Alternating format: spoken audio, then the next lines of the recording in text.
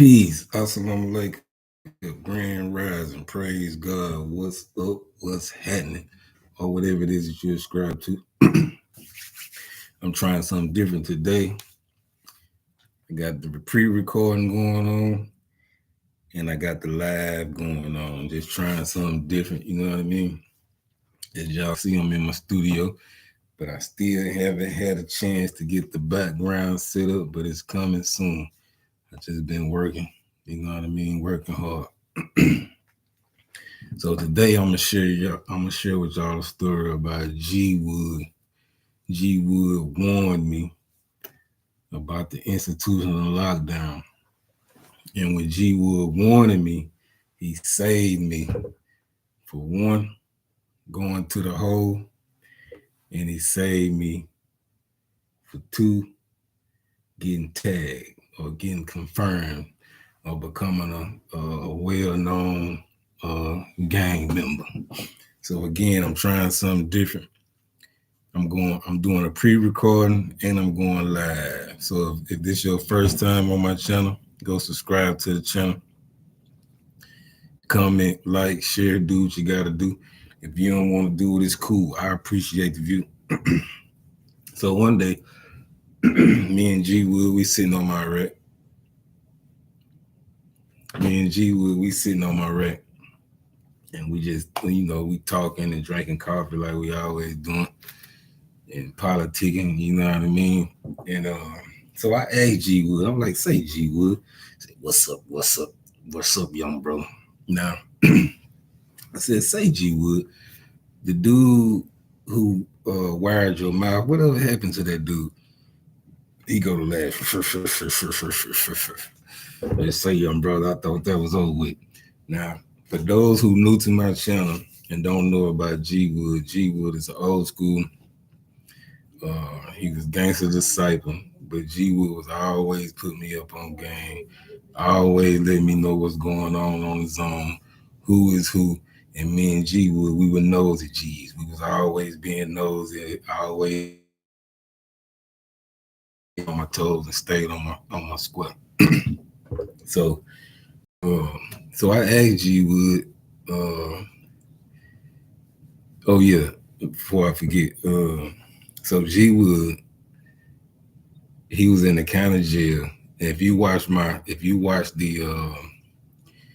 Crip Cuz from Charleston, South Carolina, you'll know who G Wood is. But if you didn't, G Wood got his mouth wired in the county jail. A dude beat up his sister by his family. So when the dude came to the county jail, the dude got the best of G Wood, messed up G Wood mouth. He messed his wide up. So I asked him, I said, say G Wood, whatever happened to dude who messed your mouth up? Who caused your mouth to get wired? He like he said, say young brother, I thought that was over with. So I'm like, nah, I want to know. But when I asked him that, he said his cousin, G Wood said his cousin ended up unaliving the dude who messed up his mouth.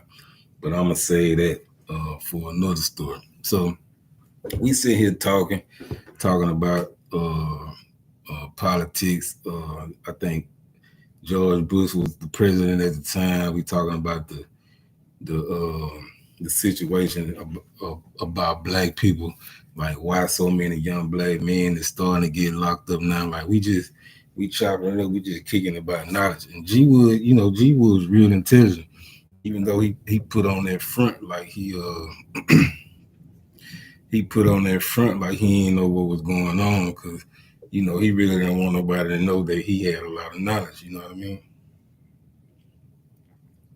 But see, I'm different. I'm screaming loud and proud. Like, hey, I got knowledge. I'm different. Knowledge is power. But G Wood was just one of the ones.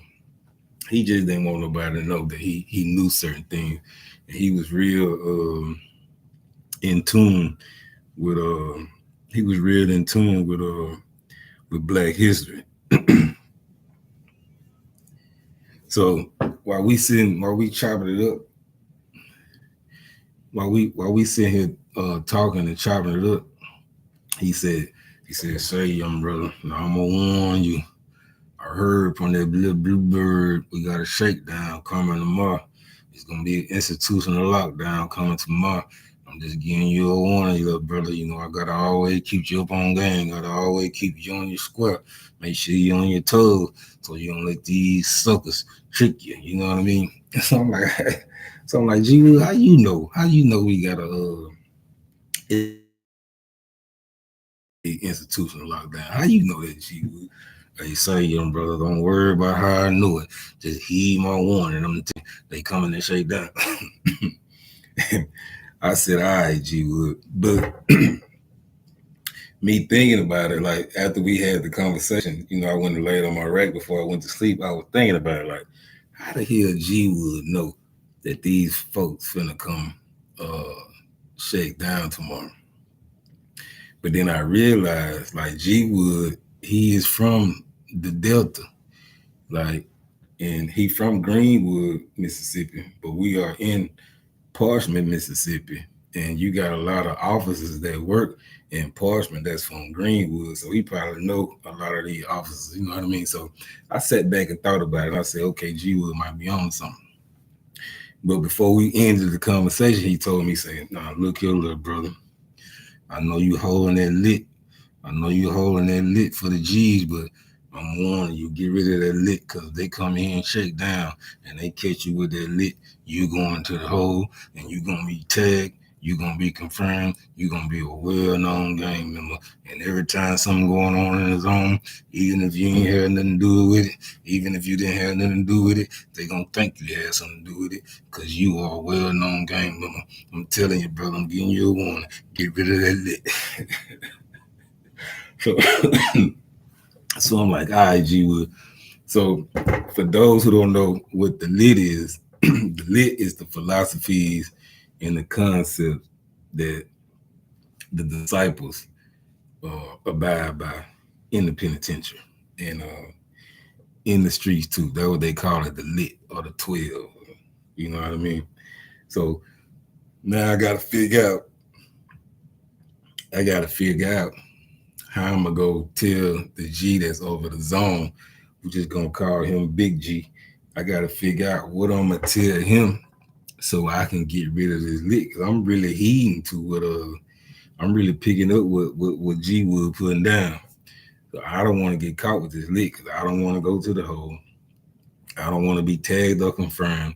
I don't want to be a well-known gang member. Like, I want to slide up under the radar. So I'm sitting back after me and G Wood get finished talking and whatnot. I'm sitting back like, what can I tell Big G so that I can get rid of this lit?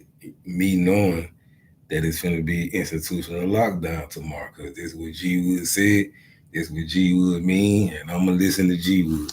Even if it don't be an institutional lockdown tomorrow, I'm gonna take heed to G Wood. So I'm just sitting back here thinking. Now, in Mississippi, in prison in Mississippi, if you one of the G's or if you one of the disciples that's holding it lit, it's for many reasons. But the main reason is you a flunky and they just using you to hold a lit, or it's a rite of passage. They trying to see if you get caught with this lit, is you gonna hold up? Like, it's many reasons, but them the main two.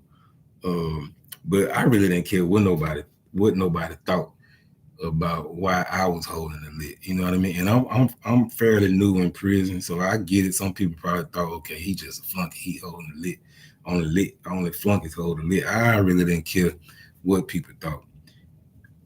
The reason why I was holding it, because I was reading it every day and I was trying to master it, because I knew this was a survival tool in the penitentiary.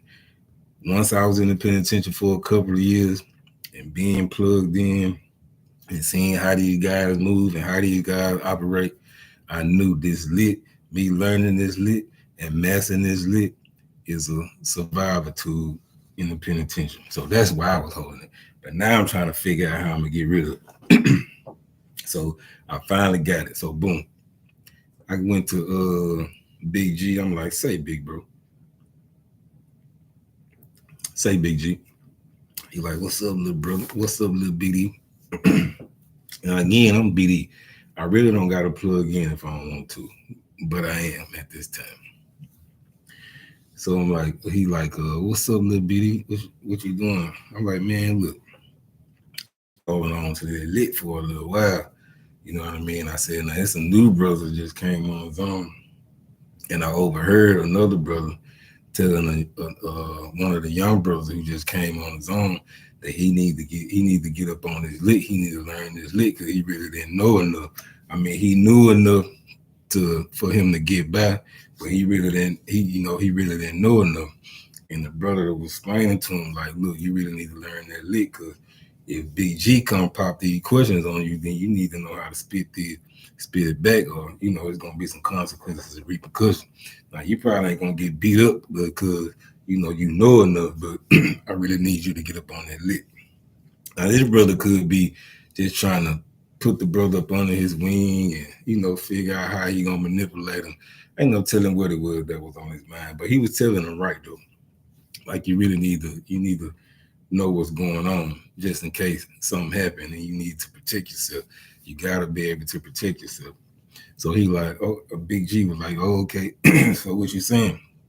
I'm like, bro need to learn the lit. He need to be the one holding the lit. You know what I mean? So he can learn it. You know what I mean? So Big G like, all right, cool. You have been holding it down for a while. He like, okay, I'm gonna make that happen. So I was like, appreciate it, bro. Boom, we shake. So boom, the next day come around. We coming in from breakfast. We coming in from breakfast, and it's on a Saturday.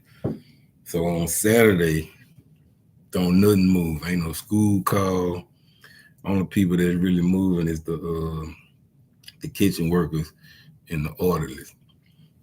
But we not knowing it's about to be an institutional lockdown, so ain't nobody moving. We just coming in from breakfast.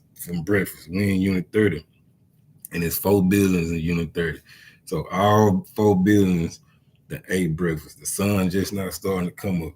So everybody, falling on his own. It's Saturday. People about to go wash clothes. Some people going to get back in the rack to get some rest. They ain't got to worry about what you call it when you got to make your bed up, and what they ain't got to worry about inspection. Like they don't do the inspections on the weekend. So people going to the rack so they can get comfortable, get back in the bed. Some people going to wash clothes. Some people falling. They ain't take a shower the night.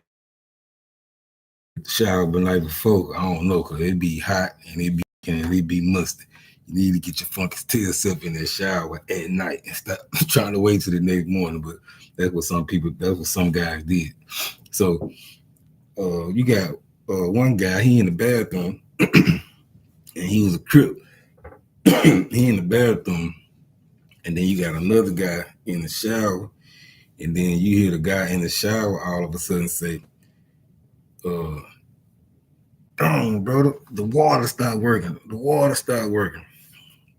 And then you got somebody at the sink that was washing his shirt off. He like, dang, bro, they done turn the water off. They done turn the water off.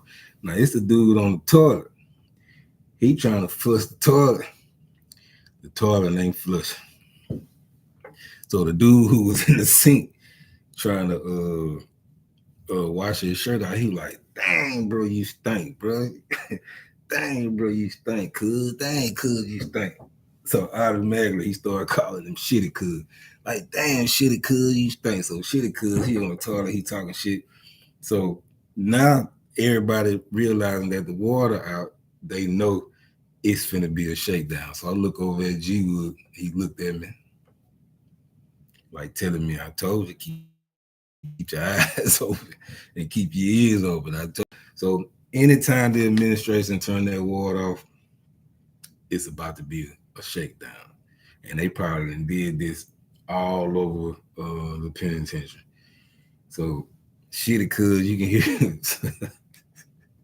So shitty cuz you can hear him in there talking shit. He gotta wipe up his booty and he can't even flush the toilet. He can't wash his hands and he got the zone stinking. So people laughing at him, dang, shitty cuz, shitty cuz, shitty cuz. Shitty cuz, did you wipe your booty, shitty cuz? It was funny. But it wasn't funny because you got a lot of guys running around trying to hide their country band. You know what I mean? Like people was in a frenzy, but you got some people who really ain't, you know, they ain't into the hustle and bustle. They ain't got no country band, so they really ain't tripping. So from that day forward, they started calling him Shitty Cuz.